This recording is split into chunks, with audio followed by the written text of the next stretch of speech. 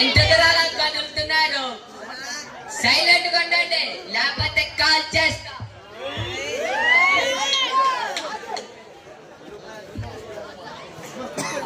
అదిగో మంచుతను చీల్చుకుంటూ వస్తున్నాడు విప్లవ వీరుడు, మల్య ప్రజల దేవుడు, అల్లూరి సీతారామరాజు. ఆహా, ఏమిటా తేజస్సు! Welcome Sitaramaraju, welcome. నీతో స్వాగతం చెప్పించుకోవడానికి ఇక్కడికి రాలేదు. నన్ను బంధించడానికి కుయ్యక్కులు పడిన వాళ్ళని హింసిస్తున్నావు. వాళ్ళని విడిచిపెట్టు. నీకు కావాల్సింది లేనే కదా, నన్ను ఏమైనా చేసుకో. ఎందుకు అంత కఠినంగా మాట్లాడుతున్నావు రాజు? నీ వంటి వీరులు యోధుడిని ఇంత దగ్గరగా చూస్తున్నందుకు నాకు ఎంతో ఆనందంగా ఉంది. ఇలాంటి పిరికి జనం కోసం పోరాడకూడదు. నీ సేవలు మా బ్రిటిష్ దేశానికి అందిస్తే ఈ దేశాన్నే కాదు, ఈ ప్రపంచాన్ని శాసించగలం. మీ తరపున పోరాడనమా?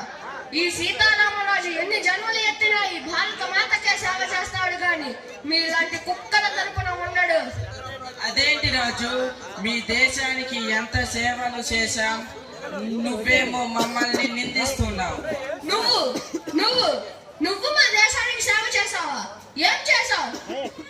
రైలు మార్గాలు వేశాం, రోడ్డు మార్గాలు వేశాం. రైలు మార్గాలు, రోడ్డు మార్గాలు మేము వేయమంటే వేసావా?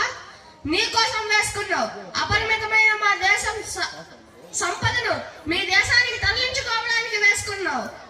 ఇంగ్లీష్ భాషను పరిచయం చేశాం. ఇంగ్లీష్ భాష ఎంత ప్రాముఖ్యమైనదో తెలుసా? ఈ దేశానికే కాదు, ఈ ప్రపంచానికే తలమోదకమైనది. ఇంగ్లీష్ భాషను నేర్పించారు. ఎందుకు నేర్పించారు? మీరు చెప్పింది మాకు అర్థం కావాలని నేర్పించారు. పనులు చేయించుకోవడానికి నేర్పించారు. మీ దేశానికి మంచి మంచి ఉద్యోగాలు ఇచ్చాం, మంచి లైఫ్ స్టైల్ మార్చాం.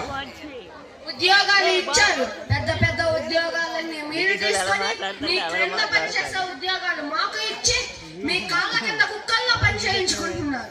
రాజు రాజు రాజు, నువ్వు అర్థం చేసుకోలేదు.